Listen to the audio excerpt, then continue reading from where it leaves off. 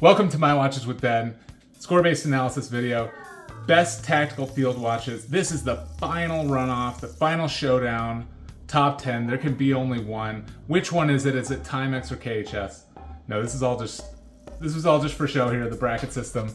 You'll see what the top 10 are. But yeah, we're doing a bracket system this time. It's a little bit different. So glad to be done with tactical watches. Actually, this isn't the last one.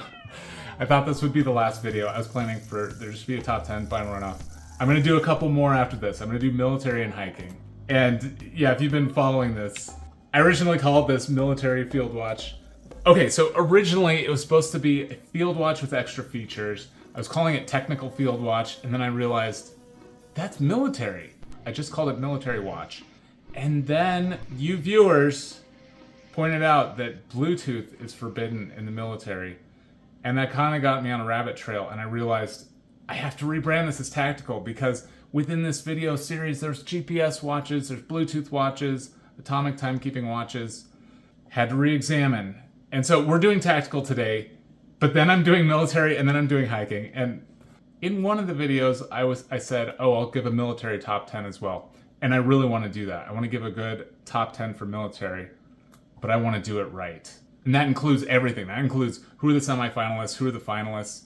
Because in this video, there's some GPS ones in here. So I can't just rebrand this one, just tweak it a little bit. I want to give military the proper treatment and do exactly what it is. But so what the heck is tactical?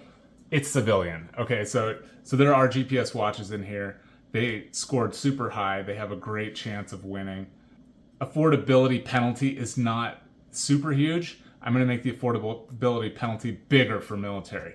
I'm actually going to make it smaller for hiking, because hiking guys, you know, the outdoorsy guys, they spend a lot on their gear. I don't think affordability is as much of a concern.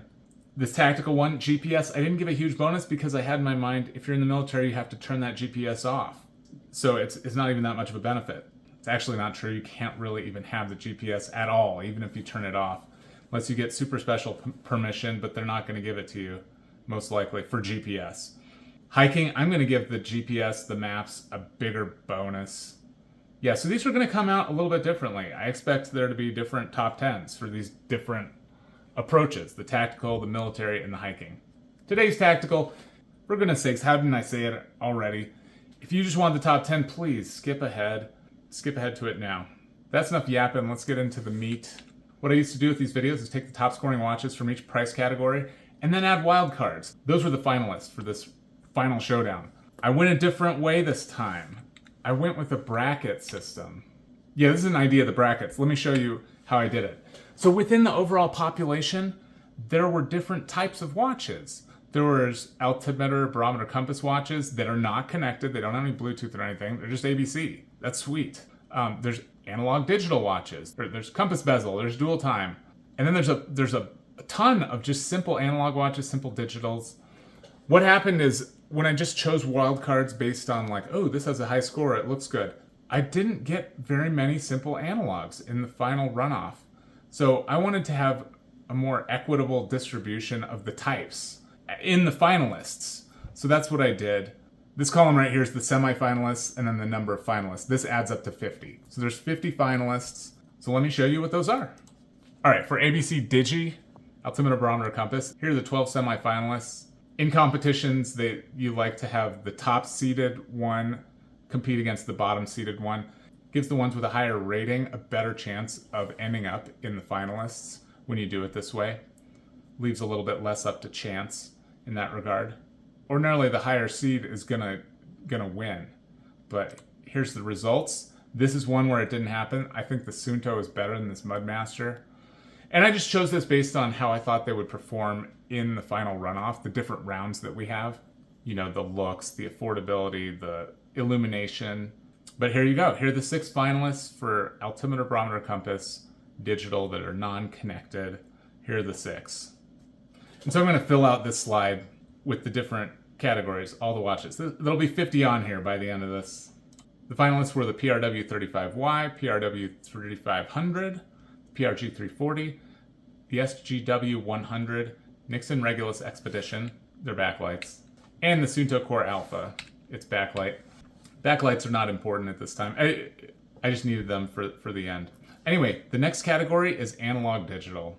Some really cool ones in here. Seiko Arni is a classic.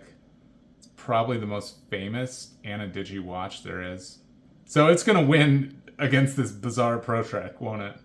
It did. It won. Momentum UDT. Yes, World Watch is actually in the running. It won't be in military at all because it's too bright. You can't have bright yellows and stuff. Breitling Omega. These are looking good. All right, so there they are in the chart. 6 more have been added. So we've got the MTM silencer, the Yes World Watch V7, Momentum UDT, the Seiko Arni, Breitling Aerospace Evo, and the Omega Skywalker X33. Those are my Ana-Digis. All right, and now only 3 compass bezel ones. There are not a ton of compass bezel watches. Compass bezel's not that great of a complication, honestly. But you know what? We're putting 3 in for the final runoff.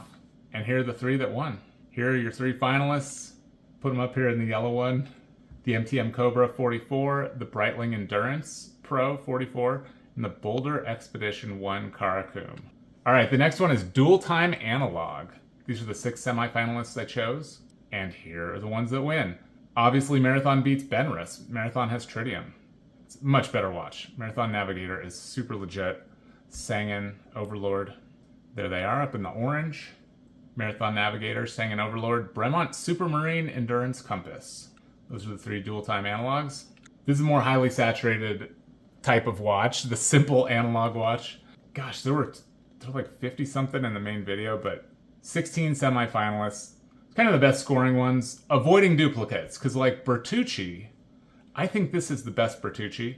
And so other ones that look pretty similar, I didn't put them in as well. In the past, when I've had watches that are super similar, kind of creates a problem because they score the same in all the different rounds. And then at the end, you end up with both of them in the top 10, even though they're kind of the same watch. So I excluded a ton of Bertucci's that just look exactly the same as this one. Here are the 16 semifinalists. Boom, there we go, the 8 finalists. Would it be interesting to go through all these individually? I don't know. Back on the screen, the purple is now filled. We're getting close to finding all the finalists. One of the reasons I added this bracket thing was just to give you more of a window into the selection process. Just wanted to make the selection process more methodical. Because in the past it was sort of arbitrary. I would just think, oh, this is a good one. This looks good to me.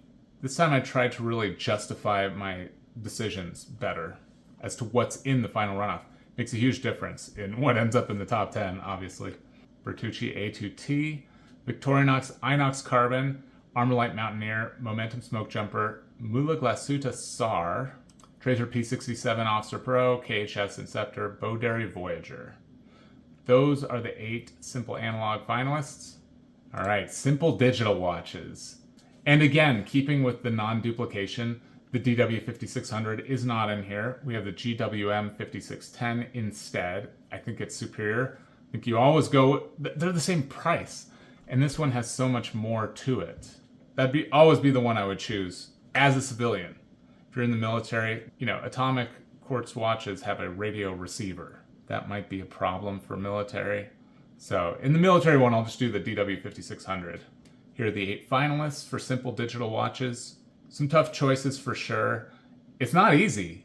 If you try this exercise, I think it might be hard. My beloved Casio fishing timer on my wrist, it was eliminated by the TRT. I think the TRT is a little better for tactical. The fishing one certainly would win for hiking. So that's starting to see how these will be a little different when I focus on hiking or military specifically. It's almost getting full. So yeah, we have the GWM 5610 looking beautiful. The GW 7900, the GBD 300, Ironman Shock Endure, solid watch, the Master of G Rangeman, gigantic, enormous watch, Casio GW 2310, the TRT 110, awesome. The Nixon Regulus, it's in there too, very cool watch. So those were the 8 simple digital watches. All right, 16 smartwatch semifinalists. A lot of smartwatches, a lot of them pitted together, a lot of Garmin's. Garmin's do super well. Tried to make it a little more interesting, put in some Coros and some other stuff.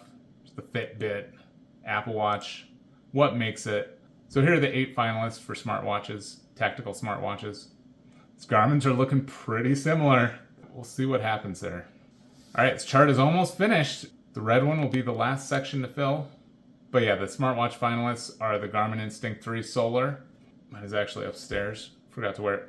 Garmin Fenix 8, Tactix 8, the Enduro 3, Apple Watch Ultra 2, the Polar Grit X2, Samsung Galaxy Watch Ultra, Coros Apex Pro 2. Those are the 8 finalists. All right, timing bezel analog. This is the last one. 16 semifinalists. These are all sweet, but here are the 8 finalists. These are the sweetest of the sweet. I mean, the deep blue is pretty awesome. Some of these were really tough. Do you take the KHS or the deep blue? Do you take the Tudor Pelagos or the Luminox Bear Grylls? They're both sweet watches. Luminox Bear Grylls is much higher scoring. Tudor Pelagos has a history of being used by actual tactical men, so I wanted to give that a chance. This whole exercise would have turned out very differently if one of these other watches would have come up. Maybe the Knight. Oh, the Knight probably never had a chance. I think the top 10's pretty much the same, even if you change some of these little ones here. You take the CWC instead of the ball. May not make a huge difference. Our finalists are the ProTrek USMC, MTM Black Falcon, Ball Engineer Hydrocarbon EOD, Luminox Milspec, MWC P656, Sterling Fraser, KHS Reaper, and the Tudor Pelagos FXD. Beautiful lume on that Tudor. The chart has been filled. We have the 50 finalists for the final runoff rounds. Awesome. Let me know if it was interesting to see the selection process. Unless you guys hate it, I'll probably do it again for the military one. Because like I said, I think that's it's a more defensible way for me to select the final runoff. For military, I'm not going to have all these categories, but I'll do a similar exercise for sure. Unless you guys hate it. Oh, and here's the lume shots. Let me hide my face. Here's the lume shots for all the watches. I don't know if that's meaningful for you, but there you go. All right, so what I always do with these final runoffs is I take those original scores, I put a ton of thought and attention into the scoring system to already kind of determine what the best ones were. But now we're taking it a step further. We're bringing in some subjective factors. I'm going to evaluate how tactical the watch looks. That's going to give it 12 points. Evaluate how hiking it looks, because this is kind of a middle ground between the military and the hiking. So we're kind of doing a little bit of both. Hiking is not as big. Then wearability, its size and weight. And I can expand on this when I get to them, but illumination, brand strength, and affordability. Absolute value of 65 additional points. But yeah, I take the original score, shrink it down to 70% of what it was, and then add on essentially 35 more points. And then they'll come out still in a 10-point scale, making sense. A lot more of the score is going to be related to these subjective factors. There's a couple of other adjustments that I made. Some of these watches were corrected, like, for example, the GWM 5610. I said it was a negative display. People told me, hey, there's a positive display. So I changed that. That had 2 more points, stuff like that. I also added in omissions that are in that 4th video that weren't in the first 3. So some watches that weren't originally in the series were added in. Some of those are in here, and they do really well. And I also just added a touchscreen penalty, minus 1.8 points for a touchscreen. And now we're ready for the runoff rounds.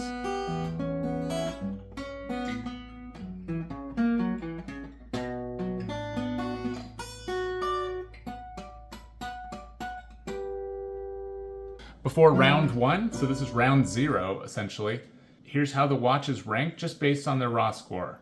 Before the score is reduced and then points are added back on, here's how they rank. So these would be the top 10 tactical watches if I didn't do any subjective. Apple Watch would be in 27th place of these 50 finalists. Just going to keep an eye on that one, see how it does. Will the Apple Watch end up in the top 10? We'll see. We'll see where it ends up at the very end. If it's higher or lower than this 27th place it's in right now. These are looking pretty tactical. I think we can improve it though, and we will. Round 1 is tactical looks.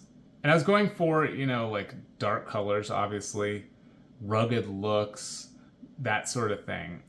The white dials I don't think are quite as tactical, so those are scored a little bit lower, that kind of stuff. I think this is the most tactical looking one right here, even with the tide graph. Rangeman is a little bit cartoony, but it's still up at the top. It still scores well. And there's 15 points allocated to this tactical stuff. All right, eliminations after round 1. I mentioned that I adjust the score down to 70% of what it was. Well, that is actually only done in increments with each round.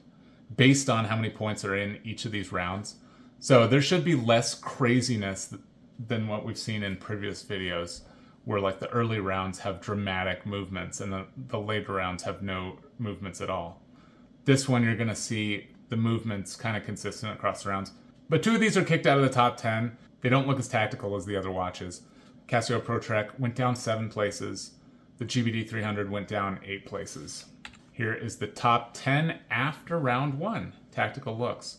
The GW 7900 went up 5 places. Rangeman is now in the top 10.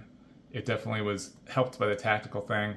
MTM silencer. The ProTech USMC moved up 6 places. Apple Watch Ultra went down 10 places. It doesn't look very tactical, does it? I don't think so. This one's more hiking. It went down. Again here, more hiking style. So this kind of went down. That brings us to round 2, hiking looks. So the watchwords were utilitarian, outdoor feel, casual. Casual is a big one. That's why something like the Rangeman kind of gets a lower score.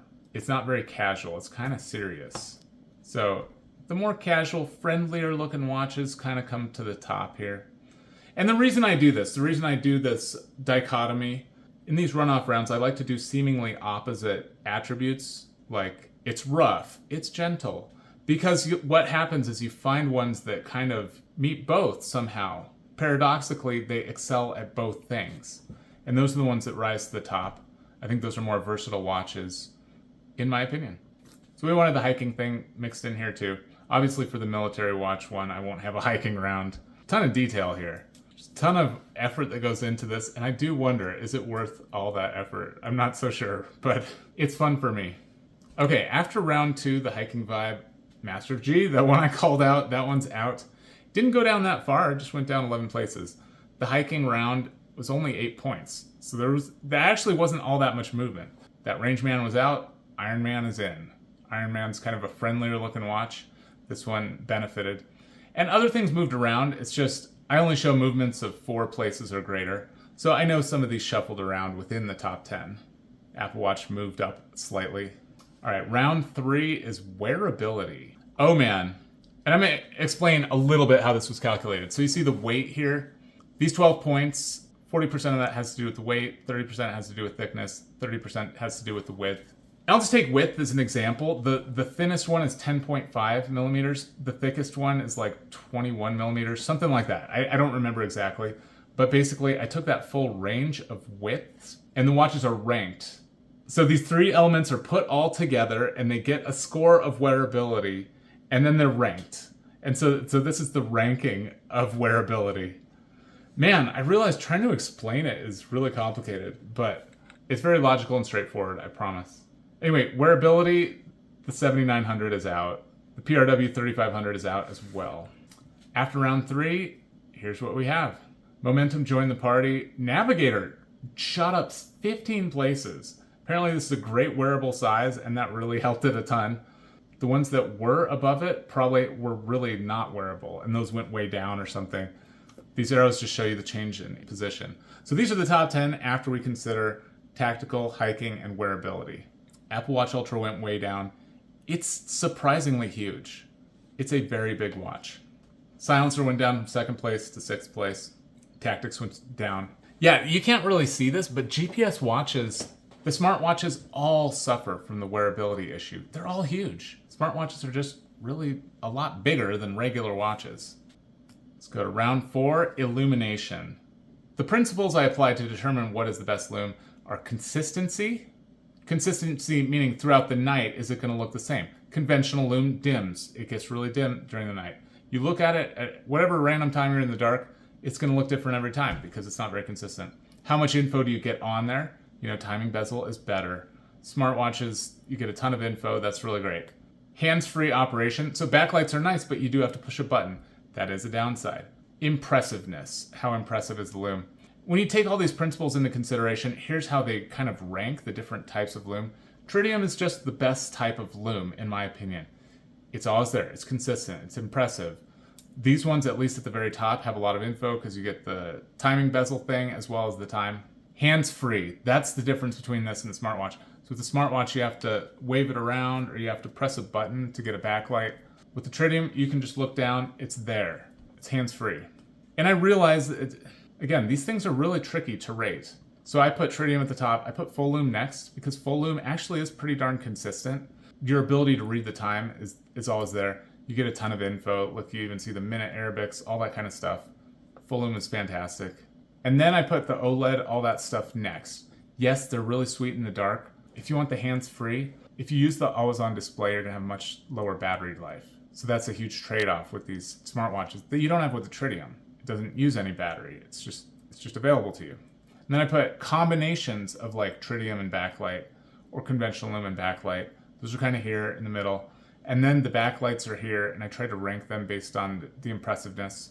And then I ranked the conventional lume at the bottom. That was Illumination. After round 4, Illumination, momentum is out. The illumination is very poor on this. There's no backlight. No good. After Illumination round, Bertucci is up here. That full lume is really nice.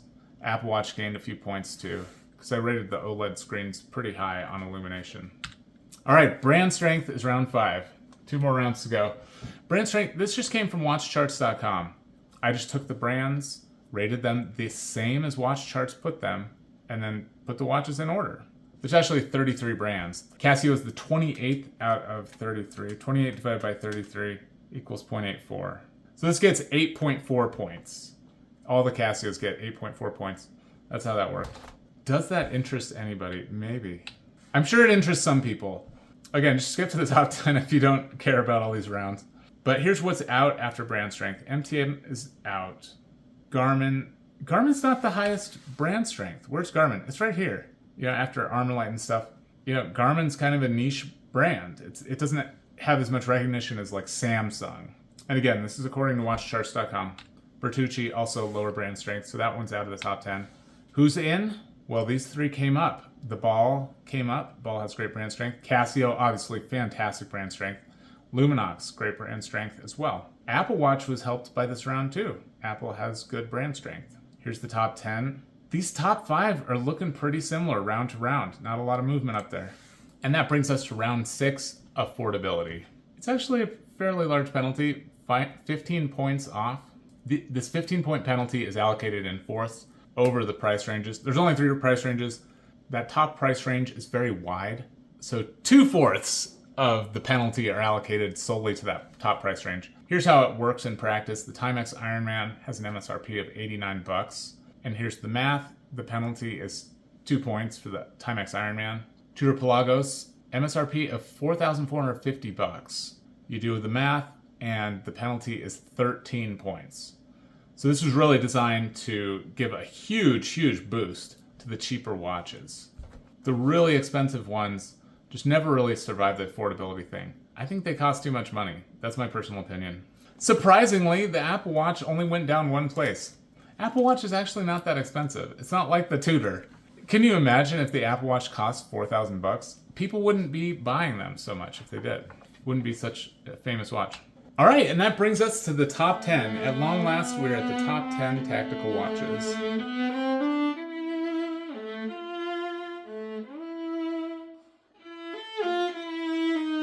Here are the top 10 tactical watches. 10th place, a really cool one. It's the Luminox Mil-Spec XL3351.1. It's fairly large. It's 46 millimeters across, 14 millimeters thick. It is a legitimate dive watch. It has 300 meters water resistance. That's fantastic. Tritium lume is really good on this. And you do even get conventional lume on the second hand. That's really nice. And it means it's less thick. When you put a tritium tube on there, you do add thickness to the watch. It had a pretty good original score. After all those 6 rounds, it ended up pretty much where it started with a score of 85. I think it has good tactical looks. It's actually fairly wearable for the watches in this video. Remember, wearability also includes weight, and this thing is forged carbon, so that helps with the weight a lot. Really great lume. Brand strength is really good too. Affordability is not too crazy. Did well. All right, let's go to number 9. 9th place is the Casio GW7900. 50 millimeters, huge wearability penalty. It's as low as it gets. Crazy thick, 17.7 thick. Only $160. So, you know, everything's a balance. It's a cheaper watch. It's a lot cheaper than other options. Its original score, though, after the subjective went down. It's still good enough to be in the top 10. Here's that lume. Lume looks fine. Lume is fine. Lume works. Cool watch, score of 85. 8th place is the Casio ProTrek PRG 340B. Corrected. I don't remember what I did to correct it. Oh, it's the compass bezel. It's the compass bezel. This compass bezel actually turns. That's really cool. Colors are great on this. It's just so darn huge. I don't know why it's so huge. It got a much better hiking looks than tactical looks. Still came out all right though. Wearability's fairly low. There's worse offenders though than this one. Brand strength obviously great. Yeah, the lume is good. Like that a lot. Great option. And my number 8 for tactical watches. Score of 86. 7th place is the Marathon Navigator SS Nav D. 41 millimeters across, 11 thick. $980 with the clip-on compass you can get. So that was included in the price. Very wearable, as we saw with that huge jump during that round. It's one of the most wearable watches on the list. That's great. These are really cool. I think this is the Marathon I would get. I own the GSAR. It just wasn't for me. I think the Navigator is much cooler. The lume looks great. That's my number 7. 6th place, this is kind of a surprise. A weird one, the SGW 100-1V. I was not expecting this to do very well, I'll be honest. 47.6 across, 13.2, $70. I think there's some more tactical colors, I'm not sure. Hopefully I'll show you some other color options. Tactical looks are very low. It has high hiking looks though. Should I have excluded the hiking round? This wouldn't be in the top 10 if I excluded the hiking round, for sure, because it got 8 out of 8. It's fairly wearable, even though it's large. It's going to be really light, so that's good. Illumination is actually not even that great. Man, yeah, it's carried by brand strength and hiking vibes and wearability, I guess. And a fairly good original score. I think it's a decent option, I actually do. It's one of the good things about scoring the watches is you find things that are unexpected. This is an unexpectedly good one. All right, the top 5. 5th place is the ProTek USMC 1016D. 42 millimeters, 14 across. Great wearability. Well, it's not top of the pack, but good wearability. $525, but you get the tritium. I don't think it's a horrible deal. Tritium is very expensive. You get tritium on the lume and on the bezel. That is going to be so nice. I think this ProTek is a standout. ProTek is known for good value tritium watches. This is great. Forged carbon case. It looks very tactical. It even says Marine Corps on it. It's a really cool watch. And that's the thing. If your watch says Marine Corps, how can the Marine Corps not let you wear it, right? If you're a Marine, you could probably wear this one, is my guess. Really cool watch. I like the rubber on the crown. That's very cool. 4th place, sadly, is the Garmin. The Garmin Instinct 3 that I bought because I really thought this was going to win. This was going to be the best military watch. I thought this is the best military watch. Man, I didn't really think it through because, yeah, you can't use this in the military. This B2 bomber indicates that stealth mode has been activated on the watch. No GPS, no Bluetooth. It cuts all that stuff off. Everything works even if you don't have the GPS with Bluetooth. Even with your stealth mode, I don't think you're going to be able to wear this in the military. Now, I did see something about the Space Force using Garmin Instincts in their training. They actually chose this particular watch. I think it was the 2X. They chose the 2X for their training. But that's pretty niche. The other branches are not going to allow you to have this with the GPS and the Bluetooth. It's a very cool tactical watch. It says tactical on it. I thought it was going to be the best scoring watch of all. It's not. We have 3 better ones, which I will show you next. It's my own personal shot of what this thing looks like in the dark. It looks really cool. I took it on August 8th, you can see. I really, really like this watch. It's been hard for me to wear any other watch. Today I wore a Pilot watch instead, and that's okay, but I miss the Garmin. I really do like this thing. Very cool one. Maybe I should have put the original Garmin in here, because it's only $130. Maybe that would have gotten top place. But I don't think Garmin is the best tactical watch of all. I think the 3 that are above this are actually better tactical watches than this one. So let's go there now. I'll show you what they are. 3rd place is the one on my wrist, the Casio ProTrek PRW35Y. Showing my altitude right now. 44.6, 13 across. It is beautiful wearing experience. It weighs practically nothing. That's how it feels, at least. Wearability, it got 11 out of 12. It is such a good wearing watch. I really do enjoy this one. Again, this one and the Garmin have kind of ruined all other watches for me. I didn't like digital watches until I got this one, and then now I really like digital watches. This changed it for me. It is so cool, all the different things it does. The time is actually just plain as day, easy to see, gigantic numerals. This is one of probably the top 3 Casios that exist. It's just so good. They really did something special with this one in particular. We saw the 3500. It was just too big. It was unreasonably gigantic for no reason. This is the same sort of thing as that 3500, just smaller. It's my own personal lume shot, showing the dual time, showing New York City time, and then my local time, 5 p.m. for me, but 7 p.m. for New York. It's really darn cool. It's a great watch. And it'll be the next one I review. I'll review it very soon. Probably after this project. So in a couple weeks, try to review this thing. I really do enjoy it. Final score of 96. All right, what's better than this? After all this analysis I performed, in second place is the Timex Ironman Shock Endure. I actually think it's better than that Casio Pro Trek. 42 millimeters, 11 thick. Much better wearability. This gets a 12 out of 12. This was the most wearable watch of all the watches. Jocko Willink actually famously loves the Timex Ironman. It's scoring really high in most of these categories. Illumination, not quite as high. Illumination is maybe a weak spot on this one compared to other options. But Timex has great brand strength, great reputation. It's very cheap, under $100. Yeah, this is a great tactical watch for sure. No question about that. Score of 97. Number 1, probably not a surprise. First place is the Casio G-Shock GWM5610. 43.2, 12.7 thick. Great wearability. Almost as good as that Ironman. Pretty darn close. Very wearable watch. $105 only. How's it only 105? I don't know. Casio does wizardry. Crazy wizardry. Multi-band 6. You know, if affordability wasn't a factor at all, other watches would have done better. The Garmin would be in first place, no question, if you took affordability out of the picture. But affordability is a concern. It's almost a third of the price of the one on my wrist. That's why this is the one in first place. It has the solar charging. It has the atomic timekeeping. It has really great dual time, the program zones. It doesn't have altimeter, barometer, compass. Backlight is really good on this one. Really nice display, too. From what I can tell, looks really good to me. That was my number 1 tactical watch. I think this one's the best. So those are my top 5. Here's the top 5. And the bottom 5. Great tactical watches, no question about that. And now here, let me show you 5 runners up. Here are the ones that almost made it. First runner up is the Casio TRT. The cheapest we've seen so far, only $43. It is a little bit larger, you know. Wearability was lower than these other ones. It's a really cool watch.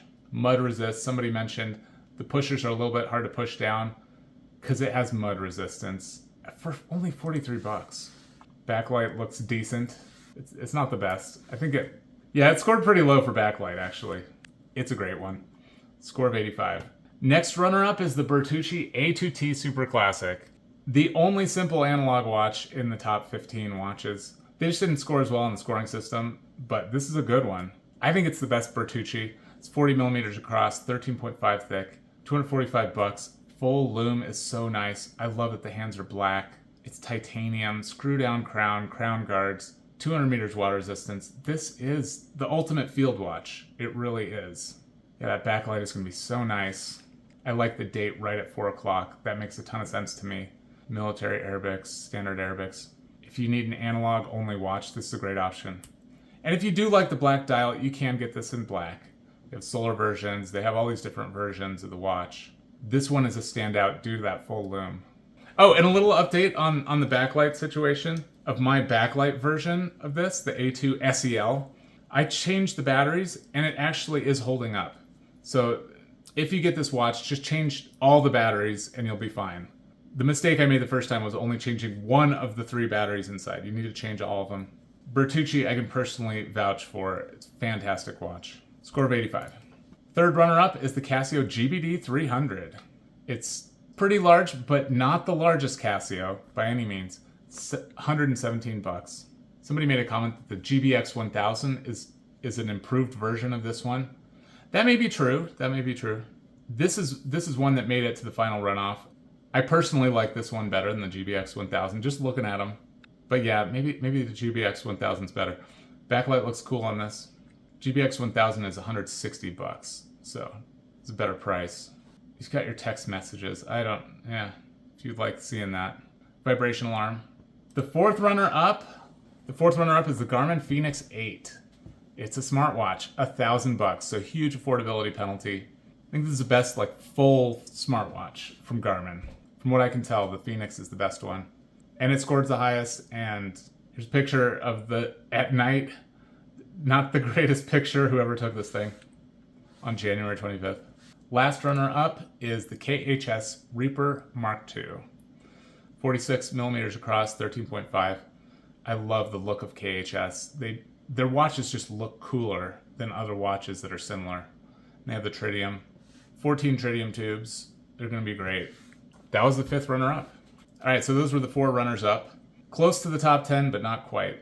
All right, so you may be wondering, I was certainly wondering, what happened to the smartwatches? There were only 2 in the top 15. Why is that the case? I was convinced that smartwatches were just going to run the board. It was going to be all smartwatches at the end. And that's one reason why I gave it a touchscreen penalty, the 1.8 points. Is that the reason why? Turns out not. I went back, I took away that 1.8 penalty. It really didn't change anything. I think the Garmin Fenix went up a spot or something. It really didn't change very much. Affordability, is that the reason why? Again, not really. Even when I changed the affordability penalty from -15 to -10, there was no major difference. I think the Fenix went up a couple spots or something. It really didn't change very much at all. No other smartwatches came up, not the Tactics. So what is the reason? Why is this happening? Well, I'll show you a couple examples. I mentioned the Tactics. Let's look at the Apple Watch Ultra 2. Why didn't these score very well? Final rank of the Tactics was 20th place. And that happened relatively later. What happened? Brand strength hurt it. Affordability hurt it, for sure. Wearability. Let's look. Look, the one on my wrist got 11 points for wearability. It's super wearable. This 51 millimeters, 14.7 across. Apple Watch, it looks on paper, you're like, oh, it's only 44 millimeters. Let me move my face. When you convert the rectangle to a circle and compute the equivalent area, 52.4 millimeters is the equivalent circle size of this. It's huge. It's a big, big watch. So they're not as wearable. That's what happened with the smartwatches. They're just really big. Most of them are really big.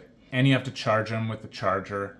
I don't think they're the best for outdoor stuff, your tactical stuff. For the hiking one, I will make the wearability thing a little bit less. I will give a boost to the GPS functionality, the maps and everything. My conclusion, though, is that your regular watches are better. Garmin Instinct being an exception, and perhaps the Fenix. Those are 2 standouts. I will change it a little bit up for the hiking thing. All right, I have a few bonus categories. Let's go to those. The first one is the top 3 analog digital watches. Yeah, none of these ones made it into the top 15. MTM Silencer was close. As we did the Runoff Rounds, this one did make it up in there a few times. Ended up in 22nd place, though. It's a very cool watch. You can show the alternate time down here. Let me show you. Yeah, you can do your different functions, have a backlight that looks really cool. You can turn it off during the day if you don't want to see that stuff, or you can turn it on. It's a very cool watch. A lot of features on this. Very rugged. It's also very expensive. That's something that hurt it significantly, was the expense. $1,000. Second one is the Momentum UDT. It's a very cool Ana-Digis watch. I think it's the second best for tactical purposes. Its final rank was 27th place. Very cool watch. Lume is a disappointment, unfortunately. Third is the Seiko Arni. Its final rank was 30th place. Very cool watch. The Lume is really interesting. Lume is really good on this one as well. Solar charging. I mean, this is one I would really like to see in person. It's a cool one. And they don't look as big as you think they would be because the shroud, because I have a tuna variant, and they don't wear quite as big as the proportions seem to indicate. That's a good one. Okay, so those were the top 3. I do have a couple others I want to show you. The Citizen ProMaster Land didn't make it to the finalists. It was edged out by, I think, the Omega Skywalker. Even though it was edged out by the Omega Skywalker, I gave it a try. I put it in, I redid everything, I re-ranked everything, saw how it ended up. It only ended up in 26th place, so I stuck with my original decision to use the Omega Skywalker when those two went head-to-head. But this is a really cool one. If you're looking for Ana-Digis, definitely consider this because it's a really solid watch, 200 meters water resistance. A lot of cool stuff on the display. Lume is amazing. There is a backlight as well, but just the conventional lume you get on it is incredible. They went all out with that. It's really cool. And there's one more Ana-Digis watch I wanted to mention, and that's the PRG 650. It was in the omissions video. I scored it very low because you couldn't see the main time. But then I was told you can put the main time on here. You can have the main time on the digital display. That helped the score significantly. And now I think it's a good watch. It's definitely a good option. Similarly, I checked, would it have made a difference to put this one in? No, it doesn't make a difference. It wouldn't have ended up in the top 10 or top 15 or anything like that. But it's still a really cool watch. Definitely one of the better Ana-Digis options. The lume is pretty darn cool on this thing too. And the last bonus round here is the top 5 simple analog watches, because we really didn't see hardly any, just the Bertucci. That was the only one in the top 15. So let me show you my top choices for simple analog. And there will be more in the military watch video. There definitely will be more, and hopefully they'll do well at the end. We'll see. I plan to give analog a little bit of a bonus because supposedly officers are encouraged to wear analog options because they're considered to be a little more sophisticated. The first one is the Armorlight Mountaineer. Would have gotten a rank of 21st place. It's a really cool watch for sure. And they do make it in black if you prefer black. Yeah, black would have made more sense actually. The lume is really cool on this. I am a fan of white dial watches. But yeah, the tritium lume is great. You get 15 tubes. Screw bars for the lugs. It's a good one. Definitely a good one. Great wearing size. The next one is the Victorinox Inox Carbon. Final rank was 26. It's expensive. That's something that held it back a lot. The paracord is pretty interesting. I bet it wears really nicely. Wearability 10 out of 12 for the finalists. Lume is really strong. Just conventional lume, but none on the second hand. But good lume nonetheless. The next simple analog watch is the Trazer P67 Officer Pro. 42 across, 11 thick, $595. And the company that makes all the tritium tubes and all the watches is the company that owns Trazer. They decided to make their own watch brand for tritium tubes. This is a cool one. I like it a lot. I guess because they make the tubes, they have to show off and put a couple here that don't do anything. It's a good, simple analog option. The fourth one, with a final rank of 33rd place, the Momentum Smoke Jumper Eclipse Solar. Very cool. I've mentioned this many times before. This is better than the Hamilton Khaki Field Automatic. It's a quartz, that's better. It's titanium, that's better. It's solar powered. Very cool one.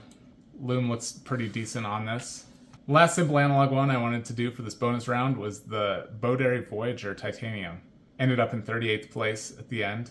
These are really nice, and I am excited to see the tritium version when it comes out. Bowdary does cool stuff. They're kind of just copying Bertucci, but it's a little bit different. Very similar to Bertucci, but they kind of went their own way. I do like this one. Automatic is a downside, though, for tactical purposes. Quartz is superior, for sure. This is definitely a good option, and the price is right on this one, under $100. All right, so that's the end of the watch content, and if you've watched my videos before, you know, after I talk about watches, I like to talk about the Bible. So that's what I'll do now. I'm talking about Abraham today. It's Bible time.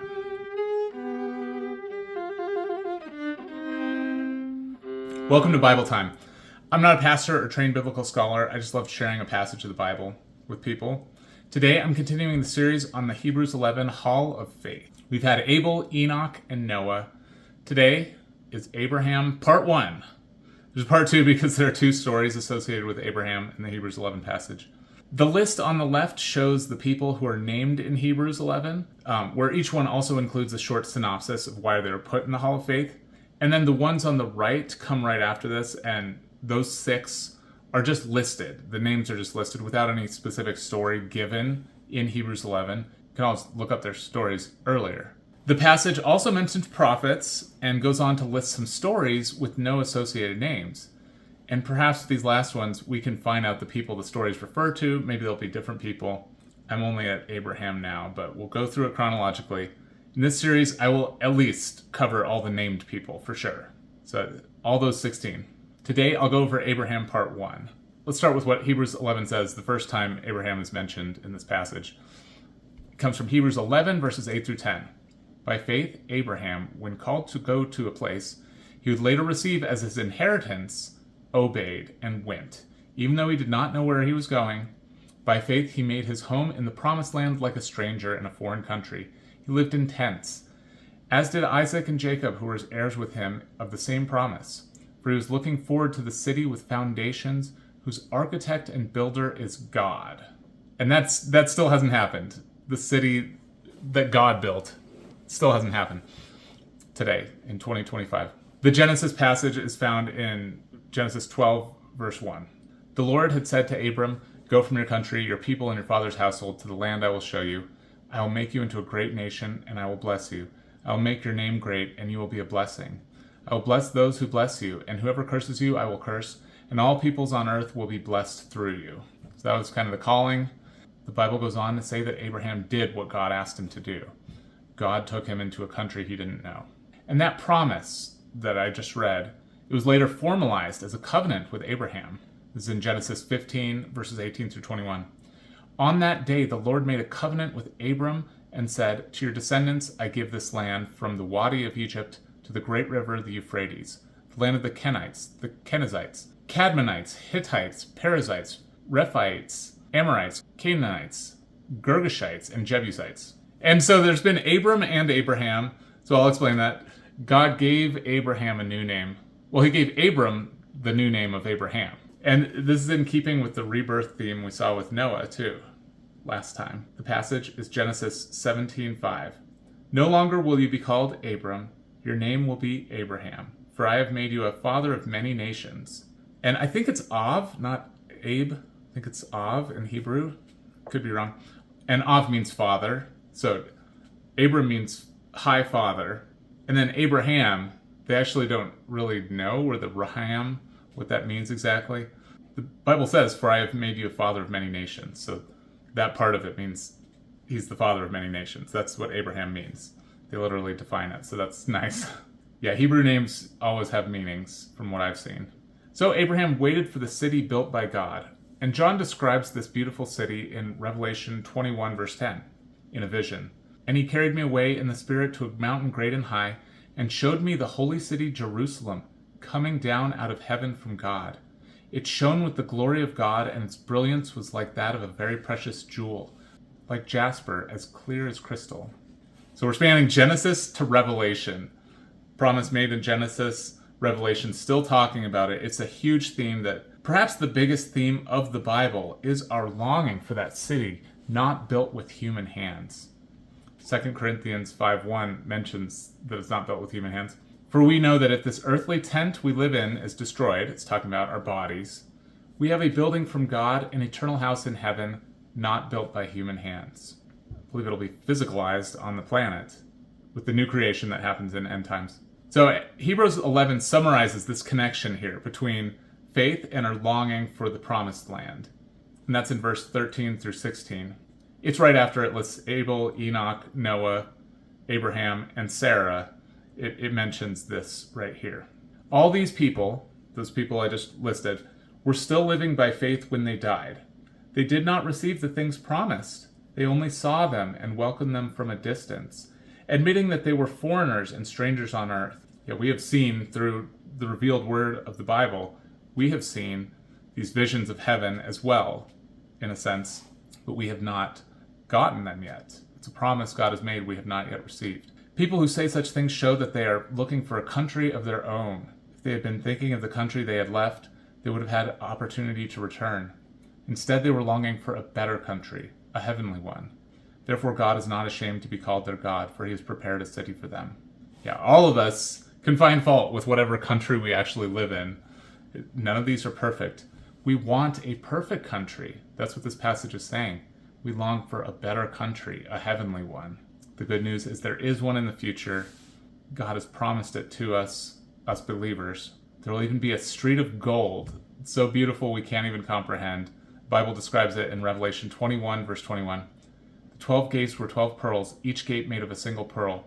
The great street of the city was of gold, as pure as transparent glass." What an incredible thing. So we all hope for heaven. The believer's hope for heaven has the meaning of trust. We trust that it's going to happen. God promised us it would. And non-believers also have a different kind of a hope. They feel a longing for that perfect city where sin is gone and all people live in harmony with each other. There's no more pain and death. Revelation 21 verse 4 says, He will wipe every tear from their eyes. There will be no more death, or mourning, or crying, or pain. For the old order of things has passed away. Yeah, sometimes I think atheists feel this longing even more than I do. The fact that we don't have this perfect city right now makes them doubt that God exists. But God is relational. We have a part as well. We need to trust and believe in God. The Bible tells us that the city is yet to come.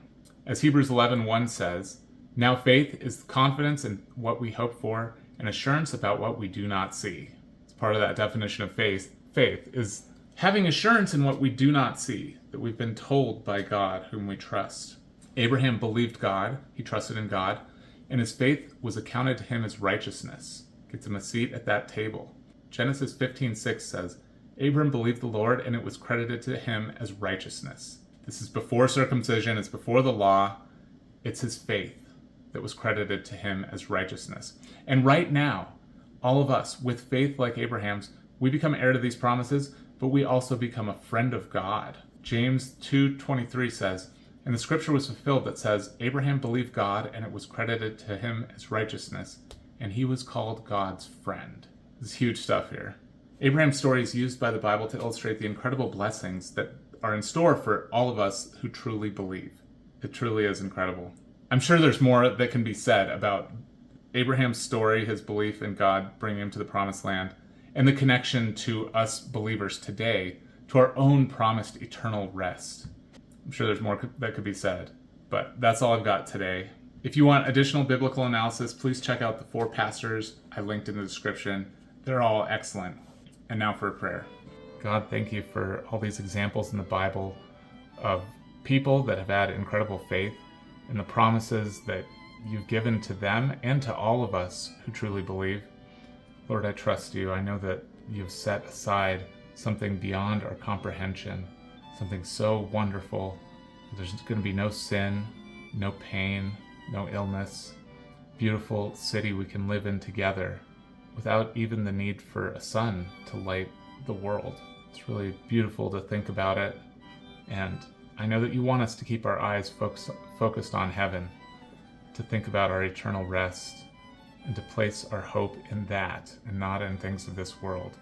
Lord, I pray you would help all of us to keep our eyes fixed on heaven, to remember your promises, and to follow in your ways in our lives and do as you would have us to do.